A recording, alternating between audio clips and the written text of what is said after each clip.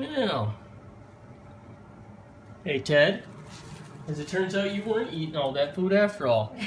I accused you of being a little fat pig, but no, I guess not. Very googly boogly. Oh. I know, buddy. That's something. Okay, I don't think the regular vacuum cleaner is gonna cut. You should just get your shop vac. This is like honestly more effort than it's worth.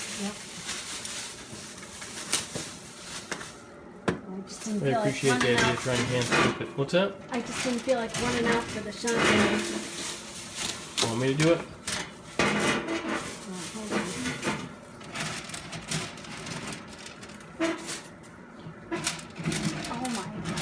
Ass. That's why it smelled. Yeah, I guess that is. Well, I guess we're gonna have to do something about that. Seriously, because not really. Screwdriver probably. One thing I can think of because we're gonna have to loosen up. Jesus, how long have these little buggers been working at this? I knew I smelled something over there. Yep, you were right. I was trying to figure out how this tray would come out, but I don't think the tray does. Jeez. So that's the condensate tray, I think. Alright, we're gonna have to get into this. Freaking mice. Alright. Here's the back in position, we got it all cleaned out.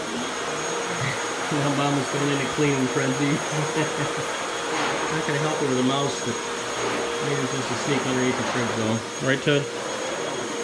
Good job. Thanks for finding it for us, buddy. I want to give special thanks to Ted here. Hopefully you can see him in the camera. If it wasn't for him, we wouldn't have known what the mouse was doing. He kept telling us that his dog food was going empty too quick. That's the water on this side. On that side, ooh. On that side is the food. Alright. Good fun. Now you can go back to sleep, Ted. Oh. Here we did.